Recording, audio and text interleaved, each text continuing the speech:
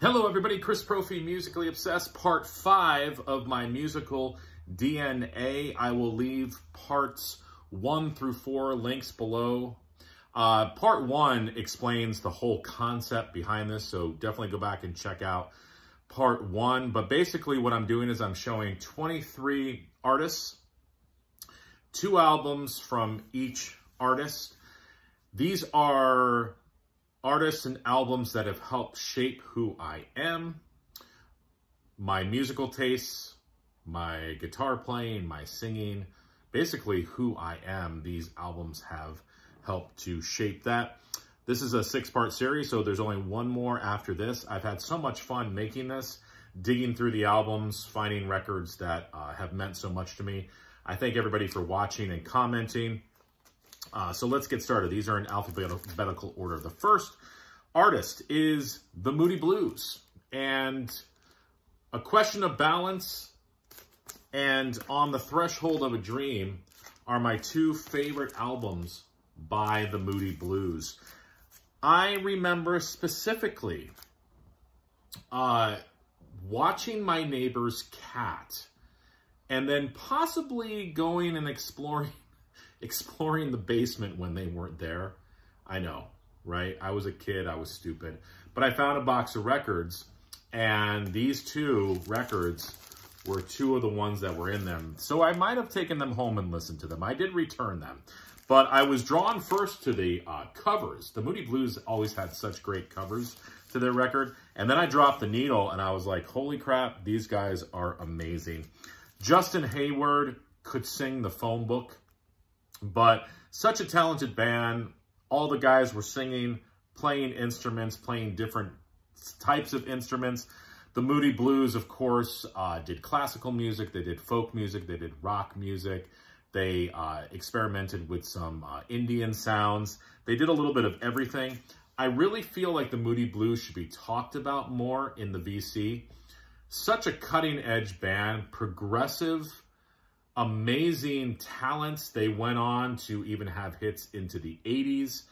Just a killer band. Definitely part of my DNA. If you don't have these 2 records, pick them up. But any of those first classic 7 records, you would be happy with. Believe me, the Moody Blues rule. Next, man, love this artist. Michael Nesmith from the Monkees. When I was in college, I discovered the solo Nesmith stuff and blown away. I was getting into country music at the time. I already loved Nesmith stuff, and then I just soaked it all up. It became part of...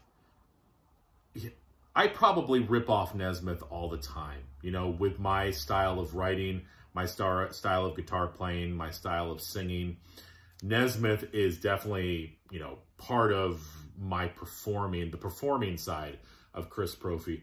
This album is killer. This is the 7A reissue of this.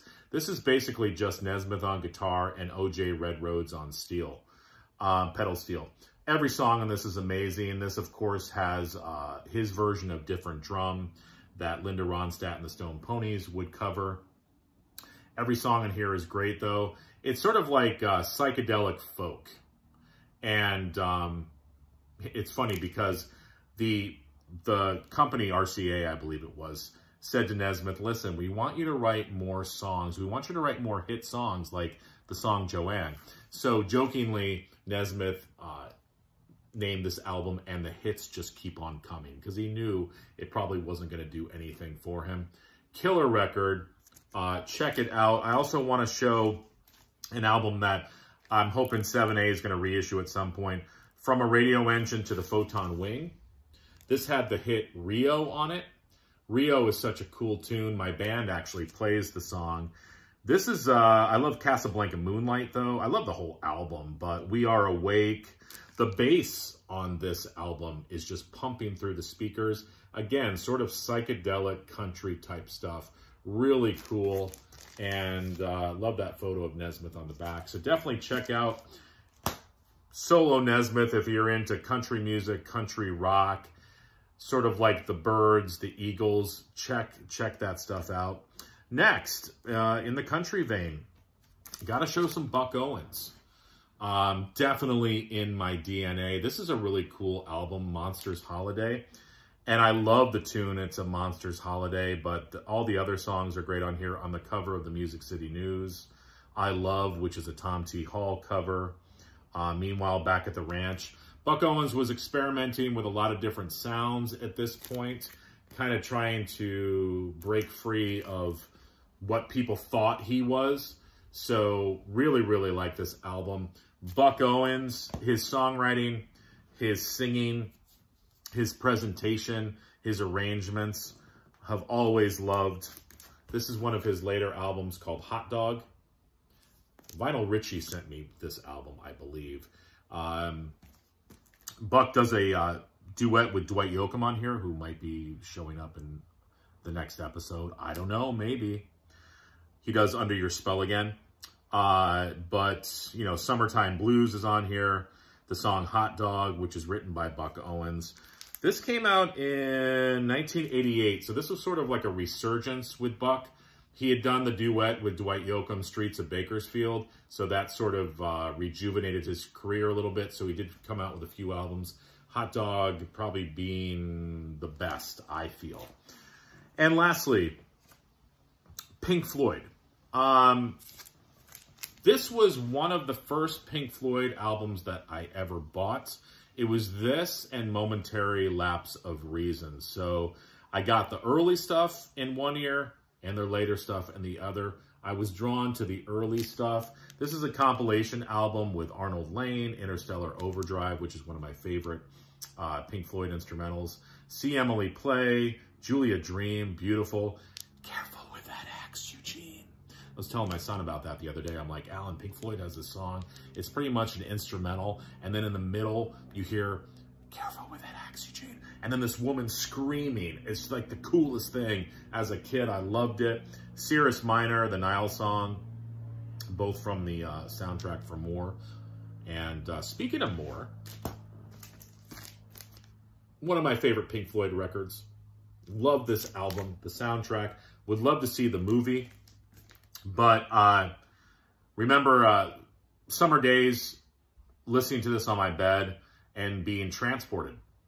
You know, that's what Pink Floyd does with their music. They transport you to another realm. Cirrus Minor, the Nile song, Crying Song, Green is the Color, love that tune. Cymbeline, I played that on guitar. The first side is better than the second side. The second side is good. It's just not as cohesive. But Pink Floyd More, definitely one of my favorites. So there you go, part 5. And I've got one more part for this series. And again, thank you to everybody who's been watching.